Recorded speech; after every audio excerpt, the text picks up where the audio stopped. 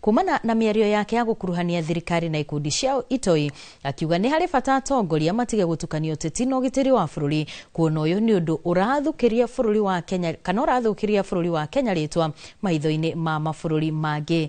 Ũndũ ũyũ ũkĩte ũrĩrĩ nake minista wa ũgitĩri wa thĩinĩ Kipchumba Murkomen augĩte no nginyagia Gachagua akandĩkithia ndũmĩrĩri na rũhonge rwa DCI wona acoka gũkũ bũrũri-inĩ ya kĩrĩa oĩ gatagatĩ ka ndũgũ ĩrĩa arauga President Ruto enayo na itoi cia Al-Shabaab na gĩkundi kĩa RSF. Igũrũ woguo atongoria aya nĩ matũgĩrĩtie ikinya rĩa President Ruto rĩa kũmba kamĩtĩ ya kũrĩha arĩa manahutio nĩ mĩrũrũngano gũkũ bũrũri-inĩ kuma mwaka-inĩ wa 2017, akiuga ĩno nĩ njĩra ĩmwe ya gũcokanĩrĩria bũrũri na kuhonia irema cia mĩrũrũngano.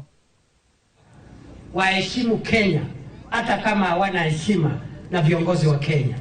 They must respect Kenya. Na nimeona mambo mengi yamezungumzwa pale. Na mimi sitaki kuzungumzia wale wanataka kutusi rais ama kutusi naibu wa rais ama kutusi kiongozi wengine.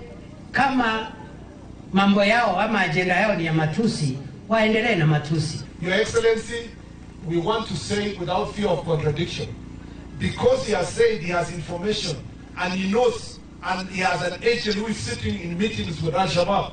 As soon as he lands in Kenya, he must record a statement to tell us exactly which meetings he's doing with terrorists. Sasa kwanza mtu anaongea namna hiyo atakuwa rais ya nchi yote.